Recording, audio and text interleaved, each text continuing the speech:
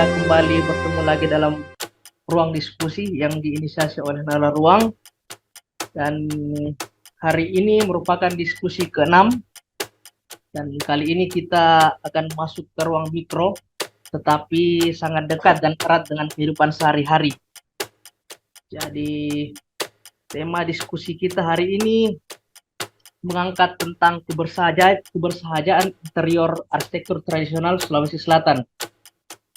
Nah, hari ini yang akan menjadi narasumber sekaligus pemantik diskusi ada Pak Henry Saputra, STMT. Beliau merupakan dosen di Institut Seni Budaya Indonesia Sulawesi Selatan, Prodi Desain Interior, sekaligus juga tergabung dalam Himpunan Desain Interior Indonesia Sulawesi Selatan. Nah, untuk itu waktu dan tempat kami serahkan ke Bapak Henry Saputra yang akrab juga disapa Pak Endi untuk memberi ilmu, memberi pengalaman sekaligus perspektif terkait interior arsitektur tradisional. Silakan Kak Endi. Oke, bismillahirrahmanirrahim. Assalamualaikum warahmatullahi wabarakatuh. Waalaikumsalam warahmatullahi wabarakatuh. Ya ini kayaknya agak terlalu tegang, ini kan cuma diskusi. Jadi ya mungkin hari ini kita mencoba sedikit sharing tentang interior arsitektur rumah tradisional, di mana saya mencoba menjabarkan beberapa hasil riset saya juga dengan banyak juga membaca literatur mengenai interior rumah adat yang ada di Sulawesi Selatan. Ya, saya coba share screen dulu.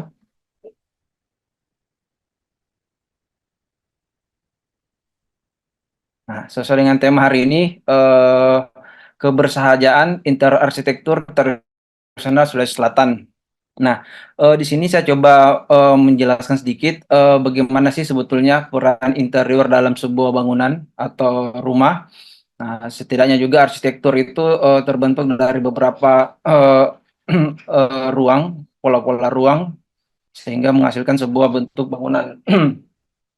Nah, di sini saya mencoba mengingatkan lagi bagaimana sebuah arsitektur itu sebagai bentuk seni yang paling mencolok dalam budaya manusia, di mana di sini kita bisa melihat bangunan tidak hanya berfungsi sebagai tempat tinggal, tetapi juga sebagai wujud kreativitas, teknologi, dan filosofi suatu masyarakat.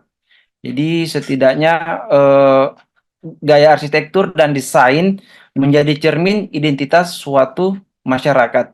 Nah, jadi setidaknya keterkaitan dengan budaya. Selanjutnya saya coba menjelaskan sedikit tentang perkembangan desain di Indonesia. Ini ada beberapa fase. Yang pertama itu ya kita tahu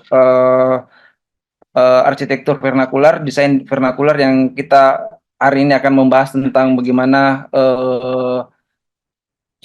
arsitektur interior tradisional Sulawesi Selatan, Hindia, gaya-gaya Hindu, di mana kita bisa tahu bahwa desain-desain pada zaman Hindu ini kebanyakan Hindu dan Islam lah, kalau kita bisa katakan ini menggunakan bangunan-bangunan keagamaan. Sementara kolonial, nah ini yang masa penjajahan, gaya-gaya desain baik arsitektur dan interiornya itu mengadopsi gaya-gaya Barat atau Belanda. Namun di sini juga transformasi dari bentuk-bentukan adaptasi gaya rumah Belanda tidak serta-merta di template langsung ke Indonesia karena mengikuti iklim. Nah, dan terakhir ini pasca kemerdekaan, ya di sini sebetulnya reformasi sebuah bangunan, baik desain arsitektur dan interior, kita bisa tahu setelah pasca kemerdekaan, bangunan-bangunan kolonial masih banyak merajalela di Indonesia, dan keinginan Presiden Soekarno yang ingin membuat beberapa bangunan-bangunan yang monumental sehingga bisa menjadi ciri khas atau karakteristik bangsa Indonesia. Nah, salah satunya itu yang ada di Jakarta, yaitu Hotel Indonesia, ada juga Stadion GBK. Nah, ini salah satu reformasi terbesar keinginan Soekarno dalam eh, pembangunan. Setidaknya identitas kolonial-kolonial ini mulai dihapus secara perlahan dengan memunculkan beberapa bangunan-bangunan khas Nusantara. Nah, kita langsung masuk ke tema. Bagaimana sih sebetulnya konsep dasar bangunan tradisional Sulawesi Selatan? Nah, ini mungkin kita sering dapati dulu ketika kuliah, bagaimana konsep jagat raya kosmos. Hampir seluruh wilayah di Sulawesi Selatan menggunakan konsep seperti ini, baik dari bangunan Makassar, Bugis, dan Toraja. Nah, di sini kita bisa melihat penggunaan-penggunaan analogi manusia dengan rumah itu sangat berkaitan, di mana pada bagian rumah ya pasti kita bisa lihat dari kebiasaan-kebiasaan masyarakat kita sebagai kepala, sementara tengah rumah badan dan kaki sebagai kolong rumah. Berikut saya coba memperlihatkan kemiripan yang tadi saya katakan dari awal bahwa hampir sama falsafah atau konsep yang ada di 3 daerah di Sulawesi Selatan. Kita bisa lihat dari Bugis, dunia atas sama semua, cuma memiliki nama Boting Langi, Ratena Linoa, dan Ulungi Langi yang ada di Toraja. Nah, kalau kita perhatikan juga di pemahamannya, yaitu bagaimana di bagian dunia atas ini bagaimana alam semesta, supranatural, dewa-dewa dan bidadari. Sementara di Makassar mengingat sang pencipta. Nah, dan terakhir yang di Toraja ini menjadi tempat bersemayam Puang Matua. Jadi setidaknya dari kosmos jagat raya ini untuk ketiga daerah atau suku ini hampir memiliki kesamaan. Kita lanjut saja dulu.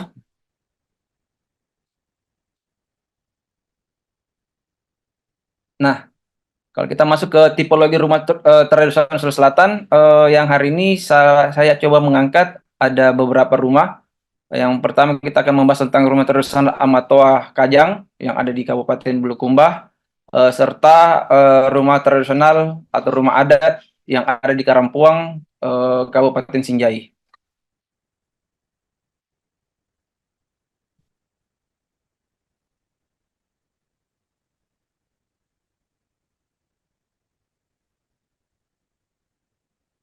Oke, kita membahas dulu tentang rumah tradisional Amatoa Kajang. Nah, ini kalau saya perhatikan atau yang pernah saya baca juga, di Amatoa ini masih memegang teguh beberapa prinsip-prinsip kearifan lokal sana dengan mengutamakan nilai-nilai adat yang masih dipegang teguh. Nah, di sini yang saya tangkap ini bangun Amatoa ini merupakan sebuah rumah tradisional suku Amatoa yang merupakan bangunan yang terbentuk bersama alam dan lingkungan tempat tinggalnya dan lingkungan membentuk kebudayaan. Nah, ini yang kalau kita perhatikan mereka menggunakan falsafah Pasang Rikajang atau yaitu kitab yang berisi pesan kehidupan bagi masyarakat suku Amatoa. Dalam kitab ini mereka mengingatkan bahwa bagaimana manusia itu hidup dengan sederhana atau bahasa sananya itu kamase-mase. Kalau kan dulu kita orang di Makassar, apalagi kota Makassar, kamase-mase, ya kayak bilang kasihan-kasihan, sederhana. Jadi setidaknya memang nenek moyang prinsip atau kepercayaan orang Kajang, suku Kajang, yaitu bagaimana sebetulnya hidup dengan secara sederhana atau bahasanya kamase-mase. Nah, di sini kita bisa lihat dari bentuk bangunan, material, orientasi rumah, ukuran ruang yang betul-betul sangat sederhana. Nah, dan yang paling yang menarik di sini di suku Kajang ini, rumah Matua ini tidak menggunakan banyak adanya ornamen-ornamen rumah yang selama ini kita mengetahui bahwa ornamen-ornamen rumah itu baik di luar eksterior maupun interior itu menggunakan ornamen.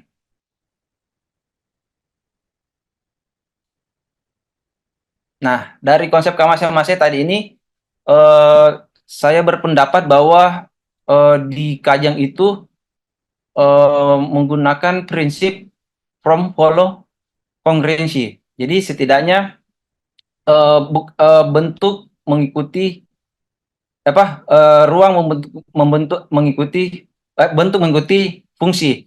Tapi di sini bentuk mengikuti kesesuaian, di mana eh, di Kajang ini setidaknya mereka masih memikirkan tentang pasang dari Kajang atau tadi tentang filosofi atau pedoman suku Kajang dan kondisi lingkungan. Jadi mereka betul-betul memperhatikan kondisi alam dan lingkungan. Nah, sementara untuk untuk makna rumah tinggal, maksud yang kesesuaian ini dia mencoba bagaimana masyarakat pada suatu sebuah rumah itu bisa saling menghormati, gotong royong, jujur, terbuka dalam bersikap dan tidak adanya perbedaan tentang strata sosial. Nah, di sini yang saya cukup menarik juga bagaimana rumah Amato ini tidak betul-betul masih masih betul-betul natural dan tidak terlalu banyak eh, macam-macamnya, tidak neko-neko lah istilahnya. Nah, coba kita menelaah beberapa ruangan yang ada di eh, rumah Amato ini. Nah, yang pertama itu ketika kita masuk, kita mendapatkan rumah tamu atau ruang tamu.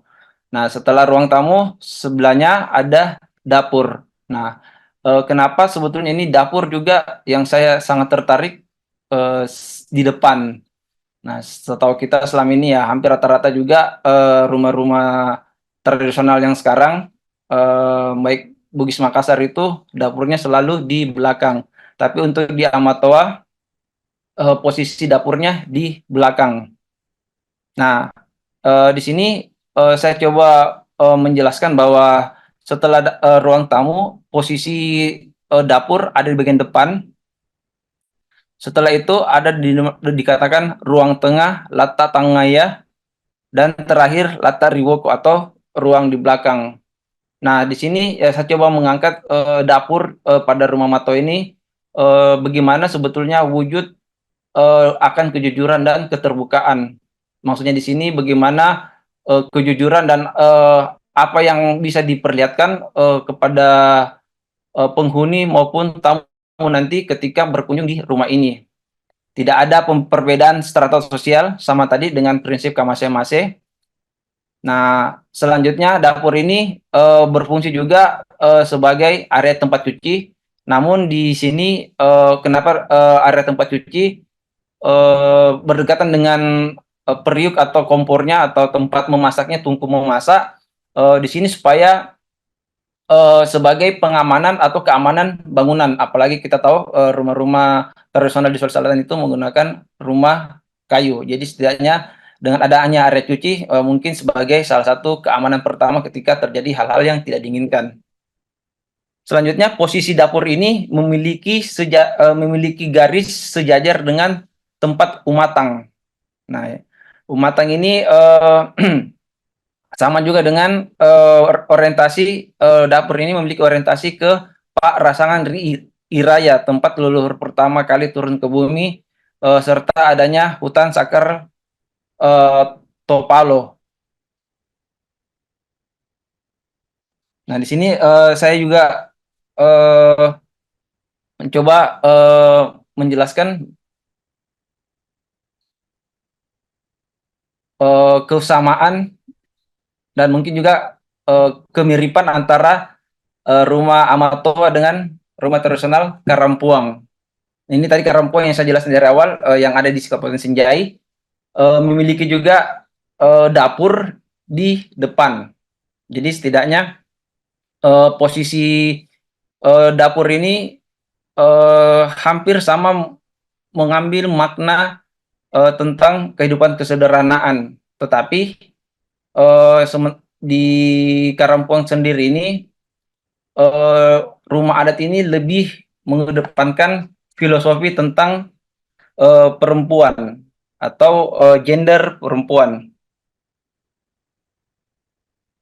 Nah, sini saya coba menjelaskan sedikit bahwa ada beberapa bagian-bagian yang ada di Karampuang, rumah adat Karampuang, eh, seperti bagian A, paruhung sebagai penyimpanan bahan makanan, B-nya itu ruang tamu, nah, C ini dapur atau tempat cuci dan tungku memasak, D persiapan pesta adat yang biasa dilakukan untuk sajian, eh, E ini kamar anak, dan F ini kamar poncet gila, dan terakhir singgasana raja. Nah, di sini saya coba mengangkat sedikit lagi tentang dapur karena keterkaitan dapur antara suku Kajang dengan Karampuang ini hampir letaknya juga hampir bersamaan di bagian depan. Karena kenapa saya bilang bagian depan? Karena posisi tangga pada rumah Karampuang ini tidak lazim atau tidak seperti yang kita dapati di rumah-rumah yang ada di Sulawesi Selatan. Jadi ketika kita masuk ke rumah Karampuang ini, posisi tangganya itu sudah berada di tengah. Jadi posisinya nanti ini kita membuka pintunya itu sesuai dengan bentuknya. Nah, di sini saya coba menyela dulu beberapa pernyataan-pernyataan atau dari hasil penelitian bahwa arsitektur Karampuang dengan arsitektur Bugis lainnya ini memiliki perbedaan, di mana penghargaan terhadap leluhur mereka diyakini seorang perempuan. Nah, aspek gender dalam arsitektur tradisional Karampuang di Kabupaten Sinjai dalam hal ini menyimbolisasikan anatomi perempuan. Nah, di sini di wilayah tangga dan wilayah dapur merupakan kalau dianalogikan sebagai perut manusia, perut perempuan dan alat vital perempuan. Nanti saya akan jelaskan kenapa disebutkan perut dan kenapa disebutkan alat vital. Nah, ini ada beberapa sampel atau gambar yang kita bisa ketahui bahwa posisi tangga ini posisi tangga pada rumah adat Karampuang ini tidak berada di kolong rumah. Jadi ketika kita memasuki, dia langsung berhadapan dengan pintu. Nah, ini gambaran pintunya, di mana sistem pintunya ini sistem tarik. Jadi kita cukup terkesan juga dengan bagaimana sistem hidrolik pada zaman dahulu sudah dipikirkan oleh orang-orang terdahulu di Karampuang. Nah, inilah salah satu batu hidroliknya ketika kita naik mengangkat pintunya. Ini pintunya. Bagaimana ada tali dan penggunaan hidrolik atau batu lampanya. Nah, kita kembali lagi tadi masalah gender yang ada di rumah Karampuang. Nah, yang pertama kita membahas dulu tentang area dapurnya. Ini area dapur dan area cuci-cuci di daerah belakangnya. Ini melambangkan perut, di mana perut itu sebagai organ perut itu sebagai tempat atau bagian tubuh dari manusia dalam melakukan beberapa hasil. Dan di sini kita bisa lihat juga tangga yang bagaimana tangga ini apa tangga ini difungsikan sebagai akses utama pada rumah Karampuang. Nah, kalau dianalogikan dalam sebuah organ ini bagian dari alat vital, di mana nanti buka tutup pintunya ini melambangkan bagaimana manusia keluar dari alat vital perempuan. Kita bisa lihat beberapa detail-detailnya nanti.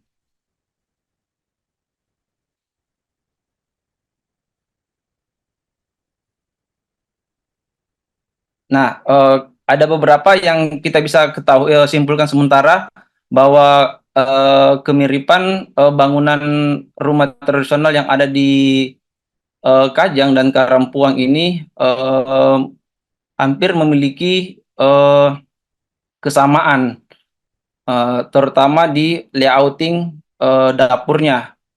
Bagaimana prinsip-prinsip dasar pada pembangunan atau penataan ruang pada dua rumah adat ini sama-sama memiliki filosofi dan makna yang hampir sama, namun memiliki bentuk yang tidak terlalu signifikan. Jadi saya rasa memang pada dua rumah adat ini mungkin cikal bakal dari beberapa cikal bakal beberapa rumah yang ada di Sulawesi Selatan, terutama juga untuk nanti transformasi bentuk-bentuk rumah adat yang ada di Sulawesi Selatan yang saat ini. Karena kalau kita lihat sekarang sudah ada beberapa transformasi mulai dari bentuk dan fungsi ruang. Selanjutnya kita masuk ke tipologi rumah tradisional yang ada di Toraja, di Tongkonan. Kalau sementara di Toraja juga masih menganut Alutodolo kalau bahasa agama-agama dahulu orang Toraja, di mana di sini untuk layouting ruangannya itu hampir sama juga dengan yang ada di Bugis dan Makassar. Cuman kalau kesimpulan sementara yang saya dapat ini bahwa penempatan untuk di interior atau ruangan pada Tongkonan ini kebanyakan menggunakan falsafah tentang bagaimana penentuan untuk ritual keagamaan atau ritual adat.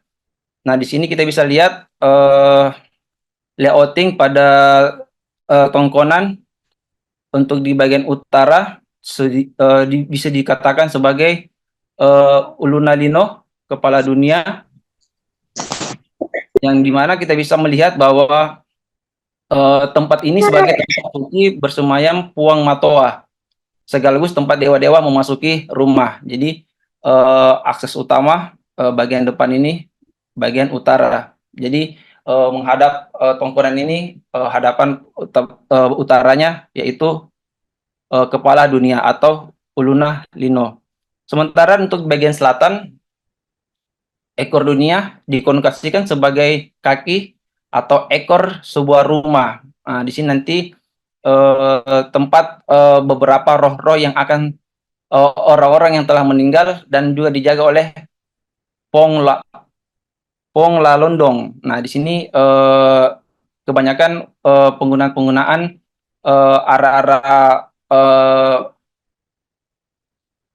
arah-arah wilayah seperti yang kita ketahui tadi, bagian utara dan bagian selatan.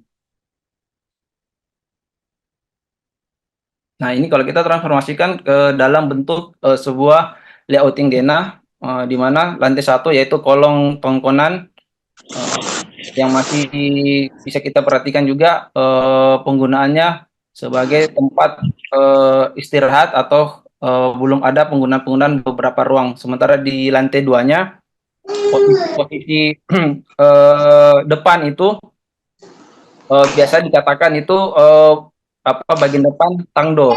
Nah, biasanya menghadap utara, memang tadi yang kita sudah jelaskan, Di sini kebanyakan masyarakat Toraja yang masih menganut kepercayaan zaman dahulu, biasa sebagai tempat penyajian kurban upacara Puang Matua.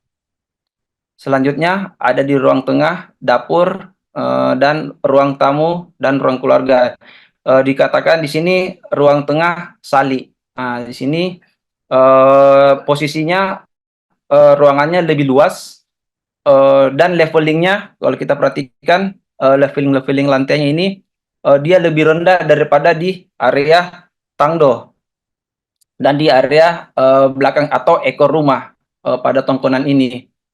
Nah, hampir kita perhatikan saja penggunaan-penggunaan aksesoris dan dekorasi atau ragam-ragam hias yang ada dalam tongkonan ini tidak terlalu banyak, dan hampir kalau tongkonan ini lebih banyak penggunaan ornamen-ornamen pada di wilayah eksterior atau di bagian luar bangunan. Dan yang terakhir di bagian belakang ini kita bisa perhatikan namanya sumbung atau polo banua, ekor rumah. Di sini difungsikan sebagai area kamar tidur. Penggunaan material-material juga hanya hampir sama dengan bangunan-bangunan yang ada di tempat-tempat lain, masih menggunakan material alami, yaitu menggunakan papan dan balok kayu. Dan ini mungkin yang objek terakhir yang bisa saya jelaskan, yaitu balok lompoa kare marusu. Nah, ini kenapa saya angkat juga ini karena bangunan ini sangat unik, di mana dalam satu penggabungan antara dua bangunan tradisional antara etnis Bugis dan etnis Makassar disatukan dalam satu tempat. Jadi satu interior ini memiliki dua konsep rumah tradisional.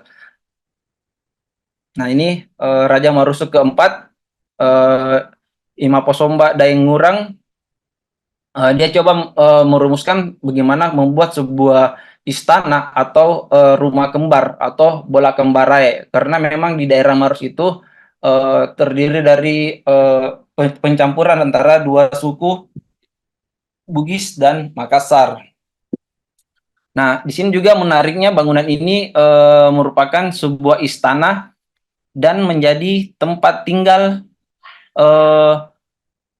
Raja Marusu untuk sampai saat ini. Jadi selain menjadi museum, Balak Lompoa ini juga menjadi tempat pelaksanaan ritual-ritual atau kegiatan-kegiatan kerajaan, baik di skala Sulawesi Selatan maupun skala nasional. Dan sebetulnya juga rumah ini sebagai tempat pelantikan atau tempat biasanya dilaksanakan ketika ada pejabat baru atau bupati baru dilantik di Kabupaten Maros. Biasanya diambil sumpah atau dibikinkan acara oleh kerajaan ini. Oke, kita lanjut lagi. Nah, kenapa saya bilang tadi bangunan ini terdiri dari dua konsep bangunan tradisional Bugis dan Makassar. Ketika kita memasuki Balak Lompoa ini terdiri dari dua wilayah. Yang sebelah kanan, ketika kita masuk, kita mendapatkan langsung Lego-Lego. Setelah Lego-Lego, kita mendapatkan namanya ruang Salewatang. Nah, di sini Salewatang ini mewakili bentuk bangunan atau mengadopsi bentuk bangunan Bugis atau namanya bangunan Andi. Sementara ruang Salewangang merupakan bangunan dari suku Makassar atau disebut bangunan Daeng.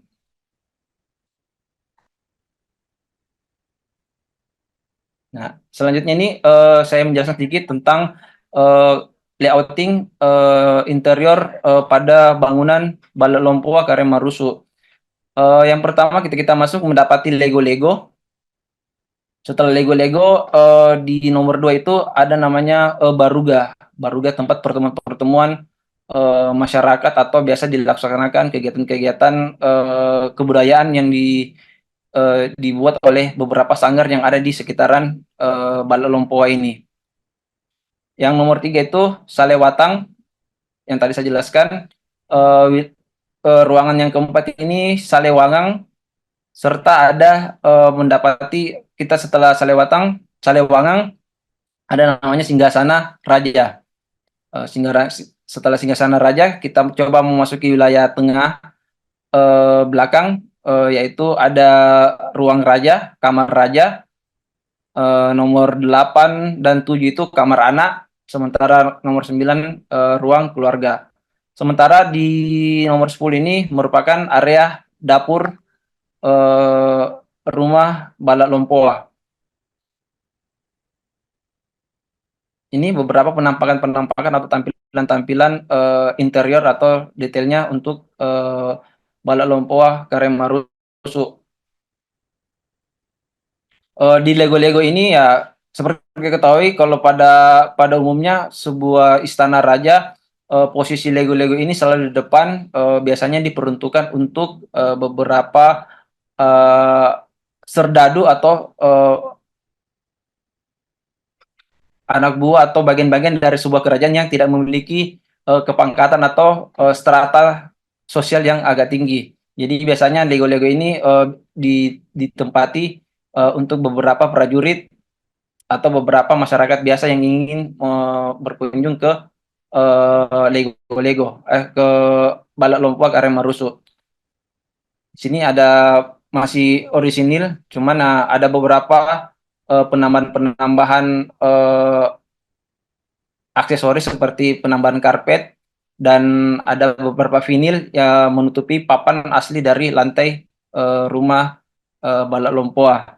Sementara Baruga ini sebetulnya setelah kita telusuri, sebetulnya bangunan ini bangunan baru juga, bukan bangunan lama, diperuntukkan memang untuk kegiatan-kegiatan kebudayaan, karena Karemarusu ini memiliki beberapa sanggar di sekitar wilayah Balak Lompoa. Jadi ya sebetulnya Baruga ini bangunan baru. Biasa juga untuk menerima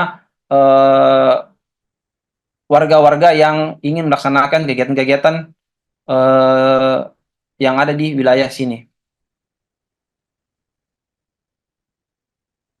Kita lanjut, kita akan membahas tentang ruang Salewatang atau ruang Andi mewakili suku Bugis. Nah, di sini ruangannya terdiri dari 9 kali, ukurannya 9 kali 12 meter persegi, atau bahasa dari sananya itu 3 pada serang. Di sini kita bisa melihat fungsi utama di ruang Salewatang ini sebagai ruang tamu untuk kaum bangsawan atau utusan raja. Jadi ketika ingin beberapa kegiatan-kegiatan atau pertemuan-pertemuan antara perwakilan raja biasanya ditempatkan pada ruang Salewatang. Nah, masih menggunakan beberapa material alami, mulai dari lantai, dinding, dan plafon.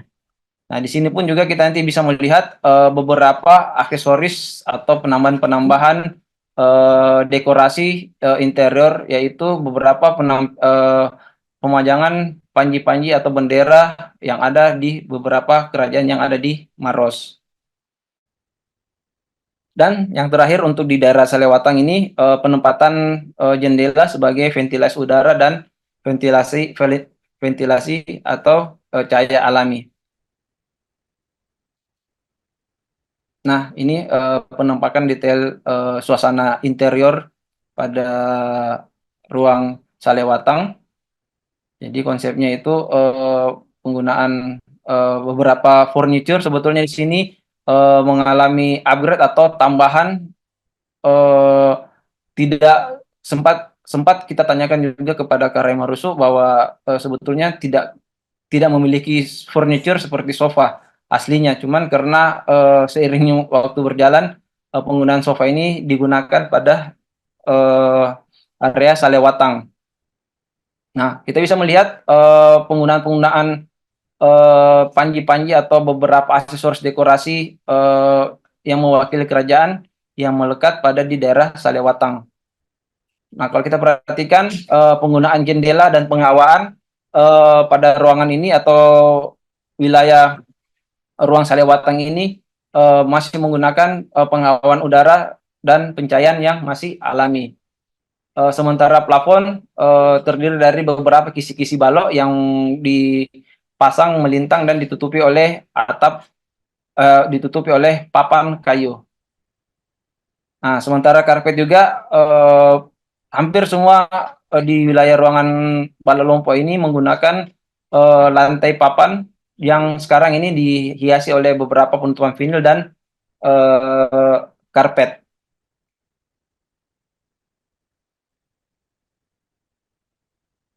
Selanjutnya kita akan membahas tentang ruang Salewangang atau bangunan Andi yang mewakili suku Makassar. Ukurannya hampir sama dengan Salewatang 9 kali 12. Nah, di sini sebetulnya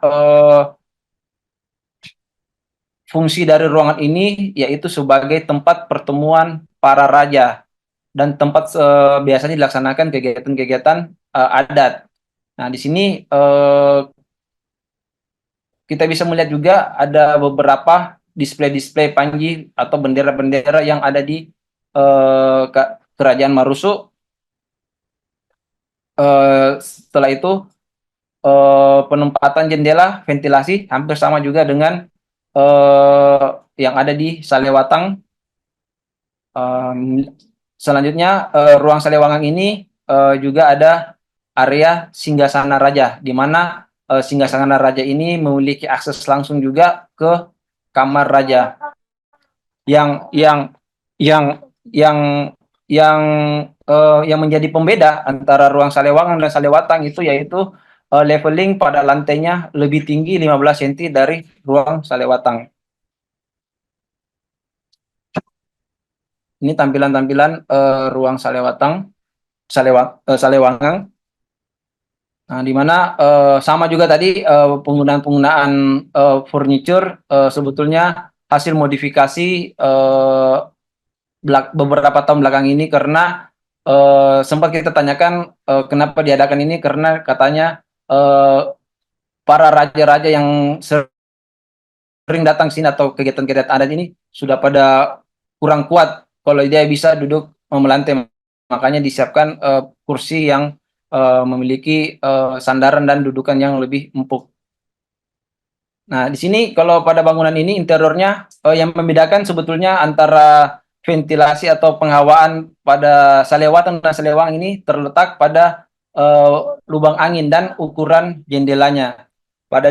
Untuk di Salewangang atau area bangunan Andi ini dia tidak memiliki ventilasi-ventilasi bagian atas atau lubang angin, tetapi jendelanya dia lebih besar.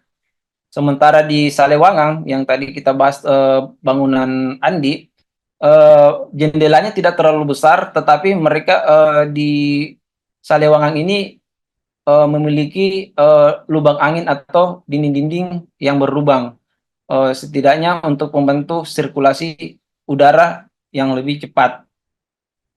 Dan selanjutnya ini leveling antara Salewangang dan Salewatang memiliki perbedaan, ya menandakan ini perbedaan kasta juga, bahwa posisi yang di Salewangang ini lebih tinggi daripada Salewatang. Jadi karena peruntukan memang untuk kegiatan-kegiatan atau diskusi atau kegiatan adat, posisinya untuk para raja-raja yang yang akan melaksanakan kegiatan adat. Dan ini penampakan Singgasana Raja, masih orisinil juga, cuma ada beberapa penambahan aksesoris dekorasi mengenai figura ini yang mereka menampilkan beberapa turunan-turunan raja, foto-foto turunan raja, dan beberapa koper-koper atau peninggalan-peninggalan dari raja-raja sebelumnya. Dan hampir juga levelingnya ini dia sama rata dengan daerah Salewatang. Jadi betul-betul tadi area ruang raja itu levelnya memang dia lebih 15 cm, khusus hanya untuk di area raja. Pertemuan-pertemuan raja itu yang memiliki leveling lebih tinggi. Nah, area belakang ini untuk Balalompoa Karimarusu terdiri dari kamar raja 3x4 yang tadi saya jelaskan memiliki akses langsung ke singgasana. Ini posisinya. Kamar anak 1 3x4 dan kamar anak 2 4x4. Sementara untuk ruang keluarga 6x12 dan dapur juga memiliki ruang area 6x12. Nah, di sini sedikit saya bercerita, saya coba menelaah bangunan asli sebetulnya pada Balalompoa ini mereka tidak memiliki kamar anak, yang ada hanya kamar raja. Jadi kemarin sempat kita perhatikan layout ruangannya ini sebetulnya di kamar raja dan kamar anak satu ini merupakan satu kesatuan kamar raja, di mana yang unik di sini mereka memiliki lorong yang sempat coba kita telah bahwa disinilah akses menaiki wilayah privat dari raja, ada di loteng istilahnya. Namun di lapangan kami tidak bisa mengambil gambar untuk di tiap-tiap kamar, baik kamar raja maupun kamar anaknya. Yang lain bisa kita akses atau bisa kita foto. Sementara penggunaan material dinding dan plafon menggunakan triplex. Nah, ini juga agak-agak berbeda dengan bagian depan tadi. Lantainya sama, memiliki papan, dan akses pintu belakang atau pintu samping yang memudahkan ketika terjadi atau adanya kegiatan-kegiatan kerajaan yang dilaksanakan di depan, akses belakang tetap bisa digunakan. Level lantai antara bangunan ini utama dengan bagian belakang ini memiliki perbedaan lebih rendah 30 cm dari ruang depan. Nah, ini kamar raja. Ya, sebetulnya ini dari tadi kita masuk dari Salewatang langsung masuk ke kamar raja, ke Salewangan sebelah kiri. Kanannya.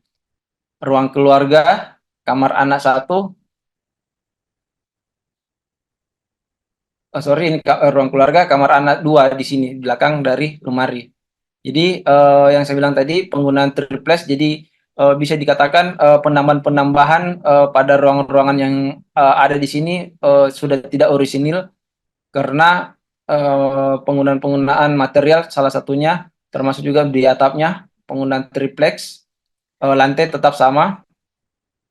Nah, yang membedakan sini yang lebih unik lagi, posisi leveling untuk di area kamar raja masih tetap tinggi juga, di hampir sama rata dengan daerah Salewangan untuk posisi ruang raja-raja. Untuk area dapur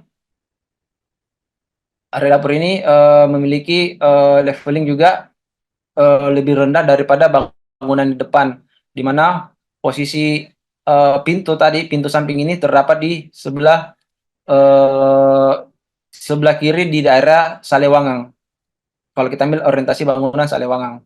Nah, penggunaan beberapa material-material ini, tiang-tiangnya masih orisinil menggunakan material kayu, namun untuk plafon sudah dimodifikasi dengan penambahan-penambahan beberapa material seperti triplex. Lantai masih menggunakan papan, tapi dibungkus dengan vinil plastik. Mungkin itu tadi yang saya bisa jelaskan, tapi setidaknya saya bisa menjelaskan sedikit bahwa interior rumah tradisional Sulawesi Selatan adalah sebuah konsep atau hasil pemikiran dari orang yang dahulu. Orang terdahulu dalam memenuhi kebutuhan akan tempat tinggal di mana mengacu pada kepercayaan pada Sang Pencipta dan keselarasan bangunan dengan lingkungan alam serta nilai-nilai kehidupan yang lebih bersahaja.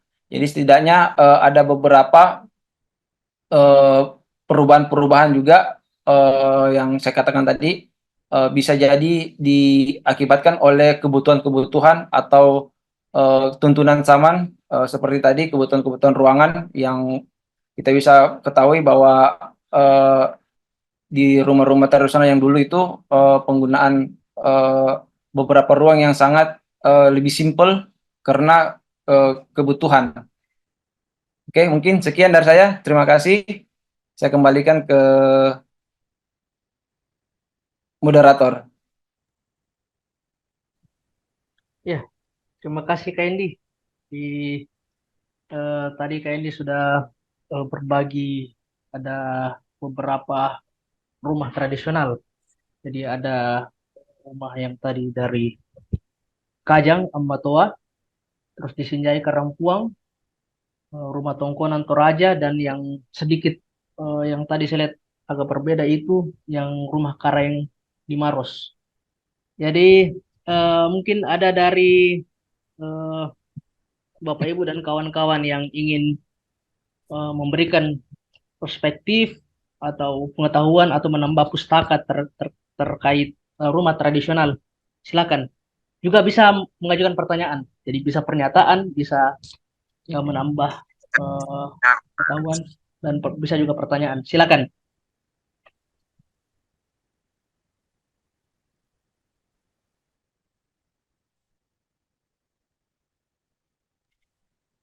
Oke, Kak Cora. Ya, silakan Kak Cora. Oke. Sharing-sharing. Kedengeran? Kedengaran, kedengaran. Kedengeran nggak? Oke. Kedengaran. Ya. Eh, Selamat sore. Assalamualaikum warahmatullahi wabarakatuh. Terima kasih Waalaikumsalam. Pak Endi atas materi yang cukup luar biasa. Eh, Sorry saya tidak share screen, soalnya ini lagi di pinggir jalan dengan nanti teman-teman nggak fokus, soalnya banyak bule yang berhilir mudik, jadi makruh nanti puasanya teman-teman. Eh, jadi ada pertanyaan nih sebenarnya. Ini menarik. Eh, Paparan tadi dari saudara Endi itu sebenarnya kalau saya masih mencoba untuk memahami ya dari beberapa kasus rumah yang ditampilkan itu sebenarnya ada upaya untuk membangun rumah itu melakukan metode penginsanan. Ini persis yang disampaikan sama Pak Sarif minggu lalu bahwa rumah itu bukan benda mati tapi benda hidup. Bahkan secara hasil kajian atau hasil paparan tadi dari saudara Endi bahwa menganalogikan rumah itu sudah sebagai semacam postur tubuh baik secara vertikal maupun secara horizontal. Nah, apakah betul asumsi saya? Itu yang pertama. Nah, terus yang kedua terkait dengan yang pertama tadi, kenapa sih mereka melakukan itu, Endi? Kenapa manusia dijadikan sebagai presiden untuk membangun rumah? Kenapa pakai logika manusia, bukan logika yang lain? Itu satu. Karena kalau dari sisi modern, tidak ada, kalau dari pengetahuan yang modern, rumah adalah banyak ya, paham-paham, house is a machine, rumah adalah mesin, rumah adalah tempat usaha. Ada makna-makna filosofis kontemporer yang muncul. Tetapi ini menarik, kalau kita diingatkan kembali, kenapa rumah itu diasosiasikan sebagai tubuh manusia, itu satu. Terus yang kedua, tadi sempat terbesit dan Pak Sarif juga minggu lalu juga mengilustrasikan semua ukuran komponen-komponen di dalam rumah itu cenderung pakai ukuran tubuh wanita. Kenapa tubuh? Kenapa wanita yang diambil sebagai acuan untuk ukuran lebar pintu, tinggi pintu, dan seterusnya. Meskipun laki-laki juga ada, tapi lebih cenderung banyak ukuran tubuh perempuan. Mungkin dalam hal ini istri ya. Nah, kenapa itu? Apakah ini bentuk penghormatan atau apa? Itu yang kedua. Yang ketiga, eh adakah relevansi dalam konteks sekarang rumah-rumah tradisional itu cenderung lebih hemat karena basis yang tadi yang disampaikan adalah kebutuhan, bukan keinginan. Karena kalau kita basisnya kebutuhan membangun rumah, ya udah kita membangun rumah dengan sesuai dengan kebutuhan, bukan dengan obsesi hasrat dalam menata interior. Karena apa? Praktek praktek visual rumah yang apa ya, interior interior rumah sekarang kan luar biasa nih. Nah, rumah kayu ini kan beda kan perlakuannya. Tadi bahkan ada beberapa rumah tradisional itu sudah memakai triplek, sudah memakai gypsum karena tuntutan kebutuhan. Tetapi lagi-lagi Andy menyatakan bahwa basisnya kebutuhan nih, bukan keinginan. Apakah ada praktek yang Andy bisa baca dari materinya? Ini ada relevansinya soal cara ekonomi keluarga, ekonomi penghuni rumah. Itulah mungkin itu juga penting kalau misalnya ada, karena sekarang kan interior rumah kan basisnya apa yang muncul di TV, apa yang disampaikan sama arsitek, apa yang disampaikan sama interior designer. Ibu bikin rumahnya kayak gini-gini nih. Tetapi tidak mencoba untuk menyadarkan si pemilik rumah bahwa kebutuhan ibu dan kebutuhan ruangan ibu itu ini. Nah, kalau misalnya itu ada dalam praktek gagasan rumah tradisional terkait itu menarik. Tolong disampaikan kalau ada. Itu sementara begitu dulu. Tunggu, ada lagi satu. eh Besar kecilnya rumah yang saya baca ini ada ternyata faktor soal kekuasaan. Makin besar kuasa orang atau makin besar pengaruh orang tersebut, dia membuat rumah menjadi lebih besar. Pertanyaannya, kalau warga biasa menengah ke bawah, itu seperti apa? Apakah sesuai dengan kebutuhan atau seperti apa? Kayak di Kajang. Kajang itu meskipun dia raja, tetap low profile. Tetap karena konsepnya kamase-mase. Iya. Tapi pada konteks sekarang kan, kalau misalnya kamase-mase bisa enggak kita praktekkan. Jadi bukan kamase-kamase itu merendahkan diri, tapi merendahkan hati kan sebenarnya. Nah, konsep kamase-mase ketika misalnya diimplementasikan pada konteks Makassar atau Sulawesi sekarang, dalam hal interior, itu kan sangat menarik. Ada kedaulatan pangan, ada kedaulatan ekonomi. Nah, apakah bisa direlevansikan soal kuasa atau status ditransformasikan kepada bentuk rumah, tetapi tetap relevan pada konteks kehidupan ekonomi si penghuni rumah. Sementara itu dulu nih, makasih. Oke Kak, mungkin saya yang saya tangkap dulu, yang ada dua dulu saya bisa tangkap tadi karena yang satu dan yang terakhir ini apa? Yang pertama tadi saya kurang paham Kak. Yang pertama itu kita bahas tentang kenapa sih selalu dibawa-bawa gender, terutama perempuan. Nah, kalau sebetulnya secara sederhana, apalagi kalau kita kaitkan lagi dengan zaman sekarang. Nah, kalau zaman sekarang juga hampir juga kalau saya juga punya pengalaman ketika mendapat klien itu hampir mayoritas 80% yang paling banyak bicaranya itu atau yang paling mendominan itu perempuan atau istrinya. Karena sempat saya tanya suaminya kenapa kita tidak terlalu dia bahasanya itu bahwa ibu yang paling lama di rumah dan dia yang paling sering berinteraksi di dalam rumah. Jadi hampir memang kalau kita kaitkan dengan filosofi-filosofi yang dulu bahwa perempuan itu eh, lebih mendominan, terutama ya kita sepakat dengan pembahasan minggu lalu dengan Pak Sarip bahwa di area